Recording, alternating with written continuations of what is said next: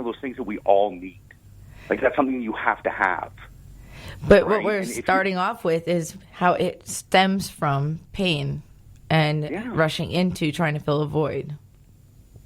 Now, the problem is that the pleasures that your brain are going to fill this pain with, they're not going to help your life. Okay, we're talking instant pleasure. We're talking alcohol. We're talking drugs, right? We're talking stuff like this. But I'll tell you what, that stuff is a hell of a lot easier to get your hands on than fulfillment. Because, look, I didn't know how to find fulfillment, but I knew how to find my way to a wine store. So when you start looking at it that way, and you don't look at it as a weak or a strong way, you start to understand that, oh, okay, I get it. You know, I understand why my life is moving in this way. And I'm sorry, but I will believe that every person out there is a genius. I do. I believe that. And once they understand what's going on in their life, well, they can fight it. But the problem is, if you don't know what you're fighting, how do you fight it? You don't. So that's why I've dedicated as much time as I do to educate people about this stuff. Because, look, trust me, once you get this stuff, it's really simple. Now, the only problem with my business plan is I can't make any money off it because I'm not selling a product here, right? I'm not selling anything. It's just it's understanding how your brain processes information can make your life so much easier. It really can. Mm-hmm. And what triggers where the triggers come from, and what caused the triggers to have a reaction.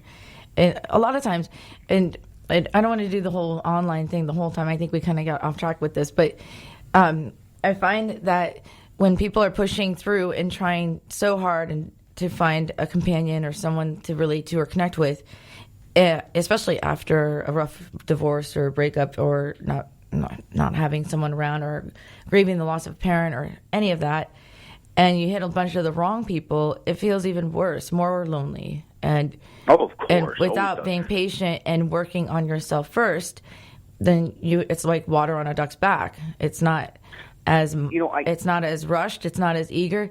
I can tell you, a lot of people probably get turned off by the people that are overly eager, because it's a red flag. Like, why is it such a rush? I've always said that I'm more lonely in a room full of people than by myself. Sometimes. Right? Mm-hmm. Well, of course, because if you can't relate to another person, that makes you feel 10 times as lonely. Mm-hmm. But if you're by yourself, right? So, when I went through this depression and anxiety, I've always been the type of person that felt very, very comfortable talking to people. I never had a problem with that. But I had this experience where I wasn't comfortable speaking with people. And Tiffany, that was awful. It was the most awful time of my life. And I remember thinking, if people live with this on a daily basis, I want to do everything I possibly can to help people with this. Because it's an awful feeling when you cannot communicate your feelings. Mm-hmm. It's the most horrid feeling in the world, because the problem is it's like having an injury, but you can't explain where it hurts. So they can't help you.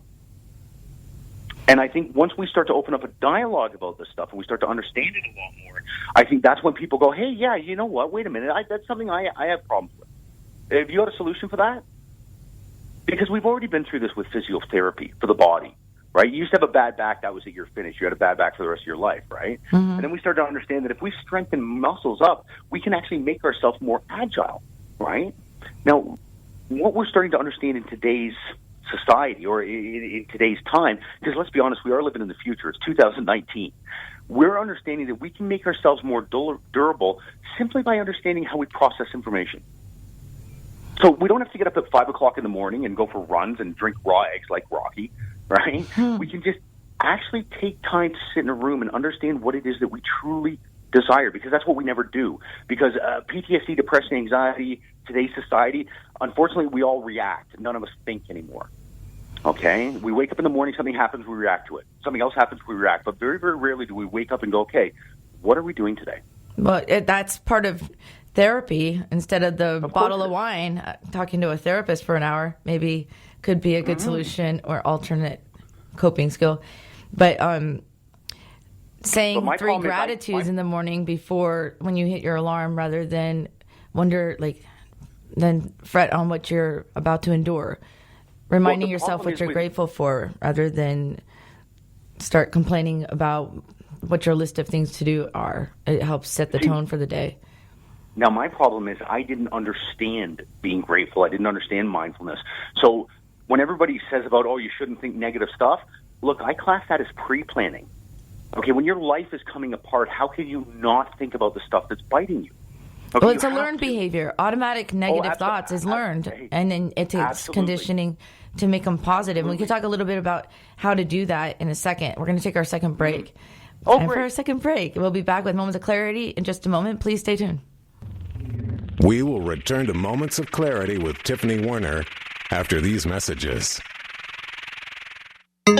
This is the Tan Talk Radio Network. Did you know that your physical health plays a big role in your mental health? Healthy minds and healthy bodies go hand in hand. The problem for many is finding the time and getting the results they want. X-Force Body is perfect for people with busy schedules, with a mission to inspire you to become leaner, stronger, and in the process healthier. X-Force Body coaches will encourage, motivate, and inspire you through every workout, helping you achieve the results you desire. Learn more about X-Force Body at the grand opening of their new location in South Tampa on May 8th from 5 to 7 p.m. For more information, visit www.xforcebody.com.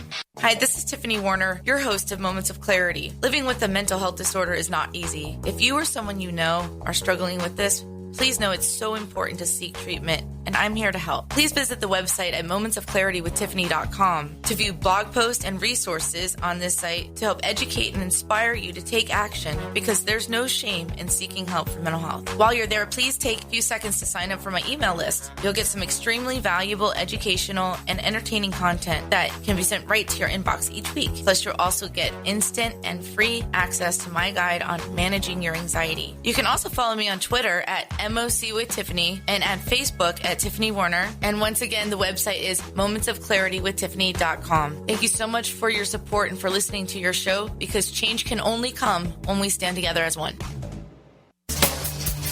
Hi, this is Tiffany Werhner, your host of Moments of Clarity. I'd like to give a shout out to musician-songwriter Don Lawson, who wrote, produced, and performed all the vocals and instruments on my Moments of Clarity theme song. Don gained his inspiration as a mental health counselor himself. He's always looking for artists to record his songs, and you can hear more of Don's music at reverbnation.com/Don Lawson. You can also check him out on Twitter at Don Lawson Music. Thank you so much, Don, for your contribution to Moments of Clarity and ending the stigma on mental health. It's awesome.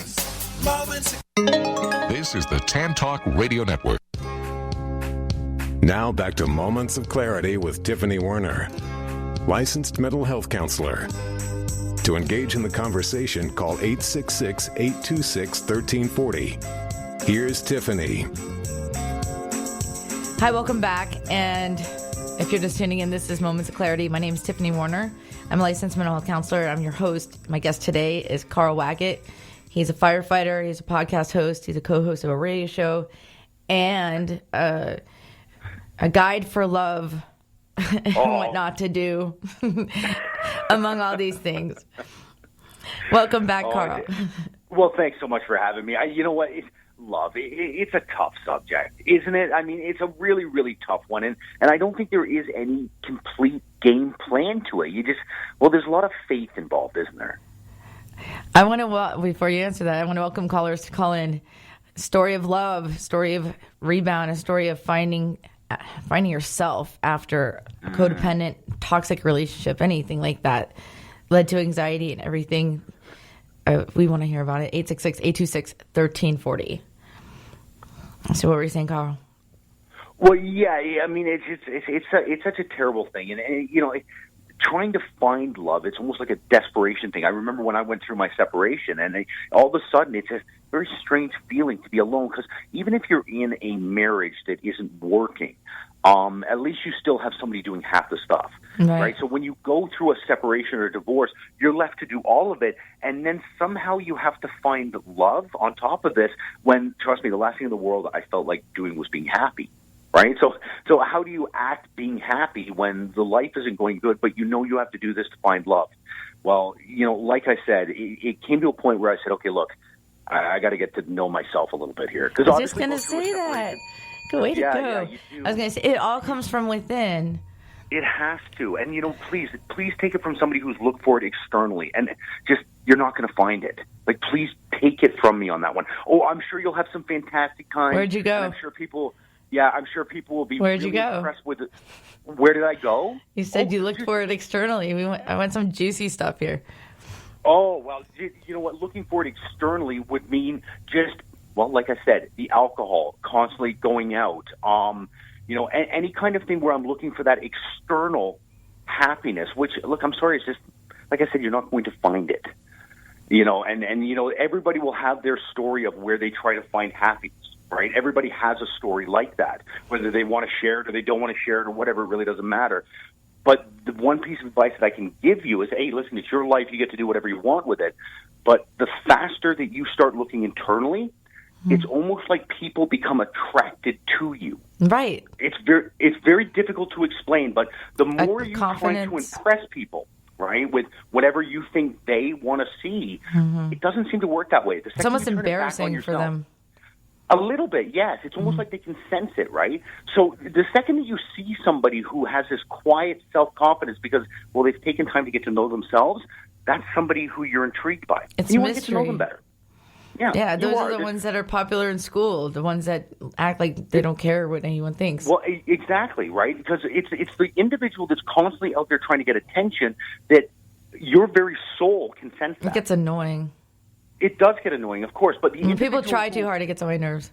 I just put it out there. How can it not, right? You sense it. But an individual who is focused and somebody who knows what they want in life, that's something that everybody's attracted to. It reminds me of like puppies, like dogs. Let's say you have two dogs in an office or in a room, and we're sitting here, and it's a gorgeous little puppy, and it's jumping on you and licking you all over the face, and just like so loving, love, and eventually it just got wet paws and it's getting like dirt on your clothes, whatever, and love, and then the other one's sitting on its dog bed, and it's cute, and it's just sitting there and wagging its tail, but it hasn't approached anyone yet. Most people would be drawn to get the attention of the dog that is being chill rather than the puppy, because the puppy's adorable, but a little too eager, a little too easy, and all that stuff. Yeah. The dog that's minding its own business and is, either timid or doesn't quite care enough about you to want to come over and jump on you or whatever. It's a little bit more of a challenge to get that dog to come over. Well, and it works also, like that with people. If you go up and you're all over a girl, like all over a guy, and then it's going to push them away, no matter how cute you are, or beautiful you are, or anything like that, because sometimes it's just too much. And sometimes, life is better when you take time to appreciate, get to know, and have to earn, get to the person's heart rather than just have it thrown at you. There really is something to be said for confidence, both female and male. All right? Because, look, when we want to find a lover or a partner, whatever you want to call it, that's what we want. Okay? We don't want to date a child that we have to raise. I know, we don't want. Right? We're looking for a partner. So the thing is that an individual that carries themselves with a certain amount of confidence, okay, what that does is that portrays to every other person out there that, hey, you know what, I can handle myself. That makes you more attractive. Now, the problem is if you're the individual who's constantly looking for people's attention, because trust me, I wore this hat for many, many years, and that's why I know all about this. Trust me, I tried to get everybody's attention all the time because I was constantly trying to get their happiness. Right, I was trying to get their attention, and that's not the same as love and respect. Right. Oh, sure, you can get somebody's attention by going out in public and doing something stupid. You'll get attention, but you won't get respect. Right. There's a big difference, right? So the thing is when we start to look at it this way and we start looking at ourselves and go, okay, well, look, if I wanted to attract somebody to me, okay, well, I would have to have something that they wanted. Okay, and in today's society, enticing everybody stuff. Everybody wants confidence. That's it. They don't want wealth. They don't want money because that goes away. And but they want respect. Reciprocated. Yeah, you cannot take confidence. So look, when somebody is really, really lonely and looking for happiness, look, I don't even talk about dating. Okay, let's talk about 3 minutes, Carl. Okay. Back. Oh, 3 minutes, right? So look, ladies and gentlemen, keys to the kingdom when it comes to relationships: just get your confidence back. You sound like so easy about it. There's tools to get your confidence and self-esteem back. If you start feeling like that you're not quite yourself, you're not living up to your full potential, that you're attracting the wrong kind of people around you, that you feel like your friends are abusing you or treating you like a doormat, it's probably because you're allowing that to happen. Self-esteem, there's so many tips that you can use like the gratitudes in the morning. That's a huge one. I totally agree with that. And working on yourself. One great thing